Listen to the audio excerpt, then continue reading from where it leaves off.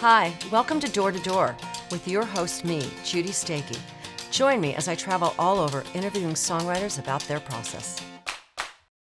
Hi, I'm sitting here today with Kevin Kadish, who is a 3-time Grammy-nominated songwriter, producer, musician, engineer, mixer, etc., etc.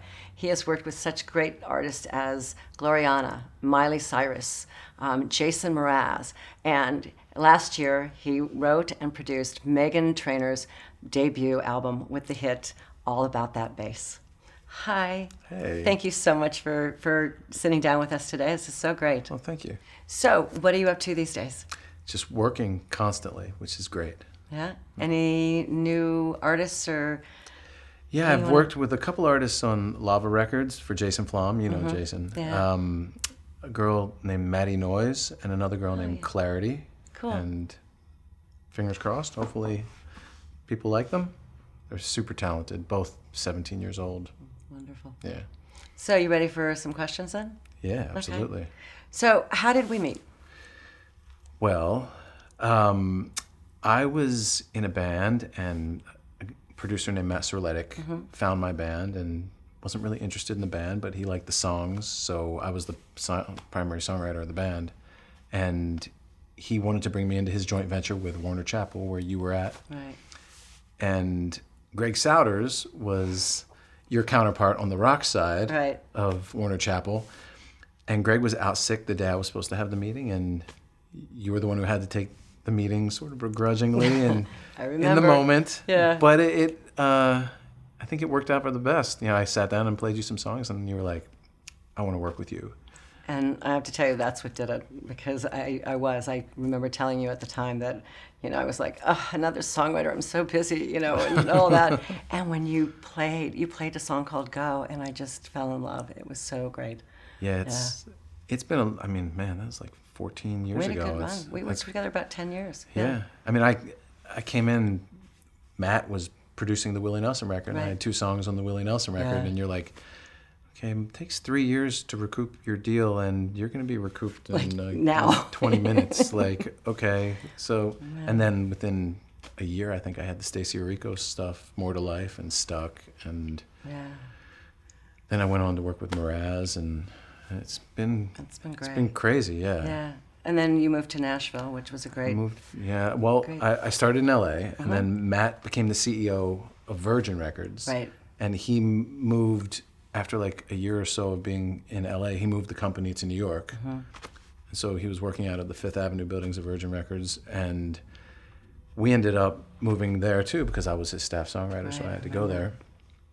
And that's when I actually ended up working with Mraz when I was there. And it was great. But then when he lost his gig, my wife and I decided, you know, she had moved to New York for me. She was from Nashville. So I was like, well, there's sort of like nothing going on right now. I mean, like, we're not sure where we need to be or what. Let's go to Nashville for a minute, and we ended up never leaving. Yeah, it's a great place. It's incredible, yeah. What inspires you to get up and do this every day? Oh gosh, I'm not good at anything else. I'm not. I mean, like, I don't know what else I could do. You know what I mean? Well, you've been playing the guitar since, you know, you were 13 years old, and I grew up with a piano in my house, and you know, my mom played a little, but not. She wasn't like trying to be a musician or anything, but she played. She knew like 3 songs, like Rudolph the Red-Nosed Reindeer. Really weird classics. for a Jewish household. For your mom, the only song your mom knows is a Christmas song. It's like, what is that? So, but it was waking up every morning. I thought to myself, like, what do I want to do every day that I don't wake up and just dread? Yeah. Like, that I can get out of bed and be like, okay, I get to do this today. Not I have to do this today. Okay. You know? Cool. What is the best piece of advice that you have ever received? Wow. The best piece of advice I've received. There's been a few doozies. One I learned from Matt, and that was listen to your songs like you're playing them for other people. Because you'll be playing your song for somebody and you get real insecure in one spot of a song. You're like, there's something wrong in that spot of the song right there. Like, if you got to learn to hear that before you go and play it for somebody else, you know? That was a big one. That's great. Really good one. Was there an event in your career that, in hindsight, was a blessing in disguise? Blessing in disguise. Yeah, I mean, I had a development deal with Republic Records when I was 26, and it didn't really work. Like, there was a big Seagram's merger, and 120 out of 150 acts got dropped, and I was one of them. And I feel like it, even though I still tried to be an artist beyond that point, and I feel like I realized that sometimes what you want to be isn't what you're meant to be, and you sort of have to play to your strengths. And for me, my strength was always writing. Yeah. And whenever I go in the studio with a producer, I would always like sort of take control, which was not always the coolest thing to do, but I felt like they weren't doing it right. And it wasn't I didn't believe in them, it's just I sort of had my own ideas of what I wanted to do. And so I think writing and producing were where I was meant to be, as opposed to just being the artist sitting back and letting some dude do everything for me, Another really good piece of advice, actually. I think just to know yourself and accept what you're meant to be, Yeah. So, what would you do for a living if you weren't doing this? Ooh. I don't know, is Home Depot hiring? Like, if I wasn't doing this, I would probably be a landscape architect. Oh. I studied landscape architecture in college when I quit music when I was 19. Interesting. You and Wayne have some interesting conversations about. Yeah. Well, I mean, yeah. Wayne and I are a lot more alike than a lot of people know. Yeah. The only thing that's different is our demeanor. If you could have one superpower, oh my gosh, what would it be and why? Wow. That is a creepy question. I think it would be invisibility. And I think it would be so that I could actually know what people thought of me. When I would walk out of a room, I could slip back in and see what they actually think of me. Because you never, in this business, you never know what people really think of you. And there's a point where it really doesn't matter what they think, but I'm always curious. Like, do they think I'm annoying? Like, do they think that I'm cocky? Like, do they... Yeah. They think I'm awesome. It'd be great like, to be able to go back and then if you needed to alter something or change something, you could. You could go back and go, oh, I just found out that, because of this, well, I'll go do this. Yeah. Exactly. Yeah. I wish I could grant it for you, but... Unfortunately, I'm a little too big to be invisible. I'm the opposite of invisible. How do you stay musically current? And you always have to reinvent yourself. Like, I try and write, like, I'm 43 years old, right? So I'm not necessarily writing with 43-year-olds. I'm writing with 19-year-olds and 20-year-olds. You know what I mean? And you have to stay in tune with what's happening in music today. You can't live with what you've always done. Right. Constantly evolving, Adapt or die, right? Is that what they say? Absolutely. That's a good one. Yeah. So, what is the biggest highlight of your career so far? Wow. Well, obviously, Meghan is completely out of the blue of being strapped to a rocket ship. Yeah. Yeah. Can you tell a little bit of how that happened? Well, Meghan and I met through a friend, and Carla Wallace, her publisher, had asked if I would write with her, and I said, send me some music, and I liked her voice. The songs were okay, but I liked her voice a lot, and I was like, oh, she's good, let's write. I always like writing with good singers. Like, it always makes it easier to write when you write with a good singer.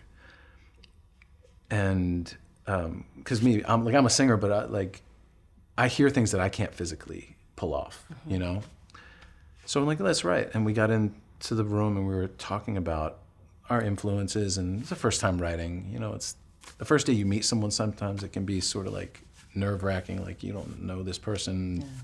You got to kind of bare your soul in a song with them. And we started talking about how I grew up on 50s music, and she's like, oh, I love this song from my dad's an older dad, and like I grew up on 50s music too, and sometimes early 60s, and we sort of bonded, and we had both been like chubby kids in high school, and we had a lot in common. And I'm like, well, you know what? Let's just write a song for us. Like and not even like trying to write a song for like chubby kids or whatever. But like, let's just write a song for us. We're tired of chasing cuts. We're tired of trying to get songs that sound like what's on the radio. And so wait, this was your first writing appointment? The first day we met, we wrote All About That Bass.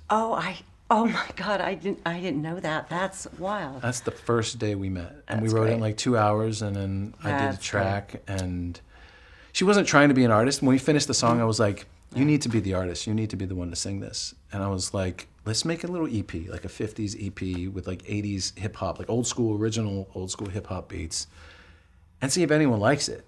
And she's like, all right. So she was living in Nantucket at the time. So Right. Mm-hmm. She was coming back and forth to Nashville to write. And so we would get a day every time she could come back to write. And we wrote 3 songs. We wrote All About That Bass, a song called Title, which ended up being the title of the album, and a song called Credit. And then I went and I started producing a rock record. It was like October or November. I started producing a band called New Medicine from Minneapolis. And in the last week of production of this band, Meghan calls me. And she's like, are you sitting down? I was like, yeah. Why? She's, you're going to shit your pants. Ellie Reed just signed me on the spot for All About That Bass. I was like, what? Wait. That just never happens. What just happened? She's like, because we had heard over Christmas holiday, he liked the song, and we just, we hear people like songs all the time. It doesn't mean that anything, like anyone's going to cut it. Years and years, yeah. Much less your co-writer is going to get a record deal off of it. Like, so they didn't change it. Like, what you hear on the radio is my mix that I sent to Meghan the day I finished the song. They mastered it, and that was it. So then they asked me to do the whole record. They're like, don't bring anyone else in.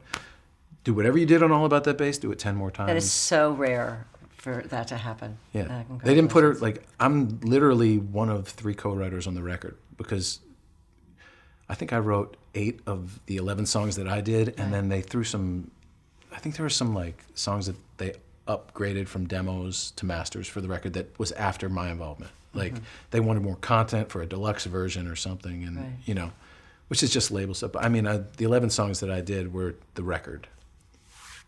And we didn't know what was happening. Like, we were like just writing songs and making the record. As we're writing the songs, we're recording them. And All About That Bass is All About That Bass is like sort of like causing a little rumbling. We didn't know what was going on. But then I'm a chart follower. I remember. So like, I'm looking at the sales charts and I'm looking at the radio chart, and they don't add up. And I'm like, why is she outselling everything in the top 10 and she's not even in the 30s yet? Like, on radio. Something is happening. And then we're like, you got 100,000 views on YouTube. And now what's it up to, you said? I think it's over 800 million. That's crazy. I think it's almost 900, maybe 900 Just million. crazy. I haven't looked in a minute, but. That's a big highlight. So yeah, and Bass is going to be 10 million worldwide, just that one song. Yeah. And Lips Are Moving, which Lips Are Moving was we wrote that song in 8 minutes. I'm a fan of Dear Future Husband. Yeah. That's one of my favorites. That's the one that's out now. It's at like 16 or 17 on radio right now. Cool. But you know why that became a single? This is interesting. I was at the label and I was asking them what the next single after Lips was going to be. And they're like, well, it's kind of a layup. And I'm like, oh, I don't know what you mean. Like, Dear Future Husband went gold without ever being on the radio. It's the only song on the record that sold 500,000 copies without one play on the radio. And they're like, we have to go with this one next. People are buying it. Like, without us it's not on the radio. Right. How do they even know it exists? Like, that's what they're buying off the record. So that's why it became the next single. So. How wonderful. How wonderful. What is the piece of advice that you would give someone who wants to follow in your footsteps? Never give up. Damn the torpedoes, whatever. Yeah. Never, ever give up.